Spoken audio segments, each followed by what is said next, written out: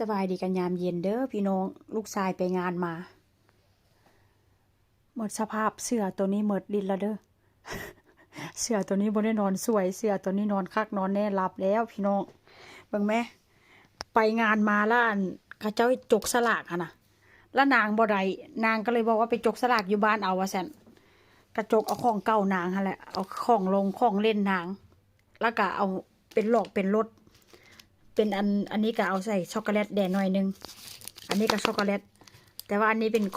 ของเล่นเก่าหนังกับอันหนังสือการ์ตูนว่าเส้นซะหนังสือการ์ตูนคล้ายๆอย่างสิพี่น้อง ค่อยกับมาห่อแล้วก็จิมาจกสลากห่อแล้วเมื่อกี้นี้กำลังฮกงานนี้กันได้นะอันนี้เป็นขนมอันนี้เป็นก้อนหินที่แม่ใช่กับเจ้าเตรียมหูบมาหันใส่แล้วก็เขียนชื่อแม่ชื่อพ่อซื้อเพิ่นแล้วก็จะจกสลากจะเอาใส่กล่องจกสลากแต่พอมาเห็นเสื้อตัวนี้มันเหมือนสภาพแทนว่าเสื้อเอ้ย อุนาดโอ้จะเป็นศาสตร์เด้แล้วมันที่จกว่าสลากเนี่ยเฮ้พระเจ้ามีงานพี่น้องมันจะได้จกว่าสลากนี่นะเป็นจังสิจกสลากว่าสิเจ้าใส่กล่องจกสลากกองแกงมันที่ทันได้จกว่าเนี่ยสภาพจังสินะตายแล้วว่านอนแล้ว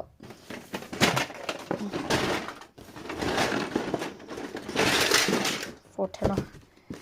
เจ้าใช้ถุงอันนี้แหละพี่น้องอันนี้เราเป็นออเรนจ์เชโดนะซันตาคลอสของผลบาทค่อยกระลงคลิปไปแล้วเนาะแต่ว่าจะเอาใส่อย่างสินะเอาใส่จังสิซื้อพ่อซื้อแม่แล้วกะจกล่วงถ้าบ่เห็นดอกเป็นซื้อผู้ใดแล้วก็จกออกมาผู้ใดได้อันใดสินะแต่ว่าคนนั้นหลับก่อนแล้วมันที่เป็นจังไดนัดเอ้ยนัดla cama no vai yo limpio cara sí o es แม่ล้างหน้าให้เนาะ sí o no no quiero บ่จกว่าสลากนี่นะบ่เอาว่าของขวัญนี่นะมันเปิดอยู่นี่นะกองแกงกินแล้วเสื้อถุงนี้ไว้ล่ะเนี่ยเหมือนเขาจะได้จก โอ้ยเนาะให้แม่มาห่อแม่ก็ห่อให้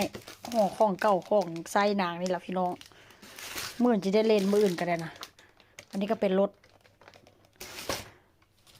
ข้าเจ้ามีงานไปแล้วว่าลูกบดได้ว่าเสร็จลูกบดได้เอาไปเฮ็ดเรียนอยู่บ้านไปว่าเสร็จ